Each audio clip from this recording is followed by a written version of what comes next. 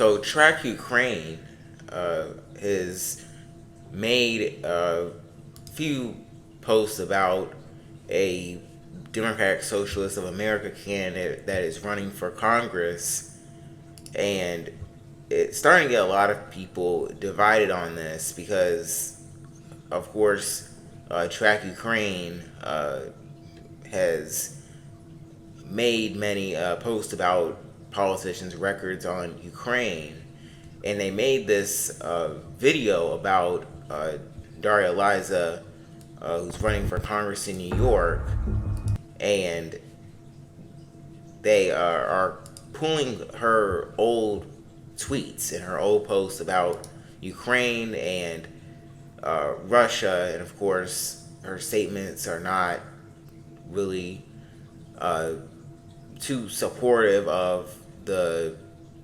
Ukraine, the people at Track Ukraine, and now a lot of people are critical of this because it's less than a week before the primary. The primaries in New York are June the 23rd, and they're now making the statement about her right before the election, and it stuff like this can hurt a candidate a little bit, especially when you're this close to the election and she's in a very close primary.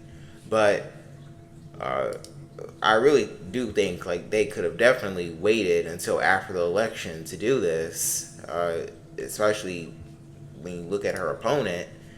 But many people are very critical of Track Ukraine and the whole account. And I do want to point out that Track Ukraine, they make graphics for progressives that are pro-Ukraine or support a free Ukraine, just like they do for many Democrats or Republicans who may not like. They made this for Rashida Tlaib. They made a graphic for Summer Lee, Adam Hamawi. So they're not. I wouldn't say that they're against left candidates, but they do track their views on Ukraine.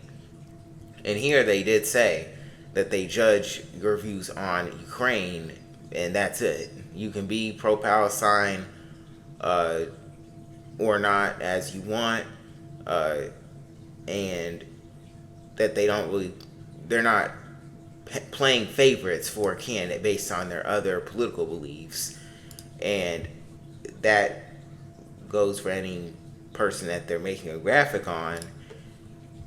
And like when you look at Rashida Tlaib's record, she voted for supporting the Ukraine Act. She voted for the aid packages, the sanctions, condemning the trafficking, but she did vote against seizing Russian assets.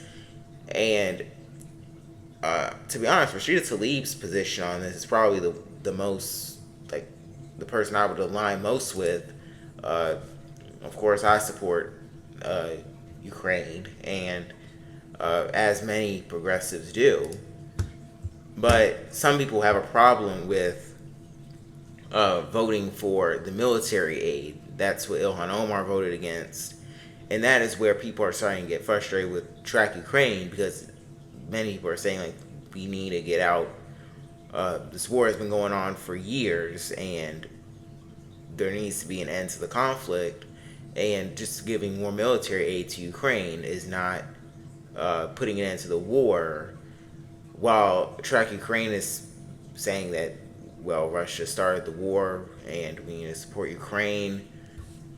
But I mean, I do see, I do think, like, at some point we have to stop the military aid if we're trying to end the war, because we did give cluster bombs to Ukraine. Congress voted on that. That wasn't too helpful. But I do think, while I don't agree with Track Ukraine making that, it's more than one post they made criticizing DSA candidates. While I do disagree with that, I will also point out that they do support progressives that have at least a decent record on Ukraine.